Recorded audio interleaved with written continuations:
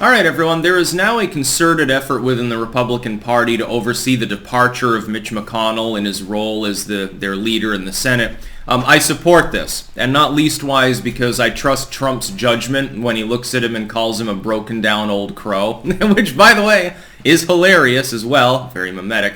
And there's a cat hair floating around everywhere here. It can't be helped because cats. But Mitch McConnell, he's a sleazy politician. He is a rhino. But he's a strategically minded rhino. The one good thing about Mitch McConnell, and he was very helpful with Trump, for Trump on this issue, is procedural in nature. Ramming through court justices and nominees and so forth. Biden still has problems filling those slots. I like how he was talking about, you got like 46 judges put in the other day, and it's so great. Yeah, because Ted Cruz cucked. Effectively, he should be kicked out too. Another reason I would never vote for him. You don't need a spineless president. That would be a bad idea. That would be like going back to the Bush days or something like that. Ronald Reagan after he became senile. Hey, let's get Herbert Walker back in there. What a great job. That skeleton could do a better job, by the way, than Biden anyway would than Ted Cruz. Mitch McConnell, though, at the end of the day, is a backstabber. Apparently didn't remember where his meal ticket was coming from. His relationship with Trump was very tenuous, and now how can you have a leader of the Senate in a presumably Republican Senate when you'll likely have a president who'll be at odds with him? Doesn't even make sense. Procedural be damned. Okay, the Senate can still function in the sense of appointing, ramming through nominees and stuff, but what else will you accomplish? And by the way, how old is Mitch McConnell? He's had all sorts of health issues. Do you remember it was earlier this year he came out, his hands were all bandaged and bruised and shit, and we never did get a full explanation of what the hell happened. The dude's not in the greatest of health. He's old. He's outlived his usefulness. I hate to tell you this, but at some point, you should probably fucking just retire. And if the Republicans don't want him, of course he won't be in that role. I mean, McCarthy, he's having potential problems as well within this same schism. It would be better to have a populist leading the Senate. It would be better to have Rand Paul, honestly.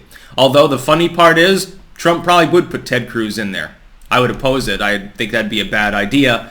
Although, again, the procedural side of it, as far as negotiating and getting your way by reading through the rule books over and over again, you could do worse than Cruz. It'd be better than Mitch McConnell. At least he pretends to like Trump. I think that it's one of those situations where it's like an Ann Coulter thing, where it's a very fair-weathered, tenuous friendship. Mitch McConnell doesn't even make any pretense anymore.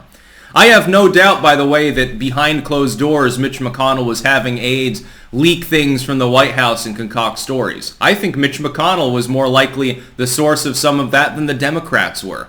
Because he basically is a Democrat who looks like Yertle the goddamn turtle. Procedural genius. Strategically, though, while I would have said years ago, okay, strategically he does pretty well as the Republican leader in the Senate, that sort of falls through because he burned all bridges with Trump and now Trump is trolling him every day and calling for his ouster. Well, I would side with Trump on that. McConnell's been in the Senate for quite some time. He's been leading the Republicans for quite some time. Ultimately, there's not a whole lot to show for it. I do believe that he did very, very little to muzzle the Republicans when they were standing in the way of Trump's agenda. An agenda that at first you had the votes. You had the votes. You had the capability strategically to get things through. You had the ability to pass things that were popular, like, hey, let's defend the border. That's a popular suggestion. It's not unpopular, the idea that you should have a fully functioning southern border in the United States. Tax relief was popular. What did Mitch McConnell do when the legacy media and big tech kept pushing Big Lie 1.0, which was the tax breaks are only going to help the millionaires and billionaires? Well, that was never true. Why is it that McConnell didn't speak out against these things? Even Cruz did. McConnell? No, he's too busy with his books and papers. He's an on-paper sort of person. He's also anti-charismatic.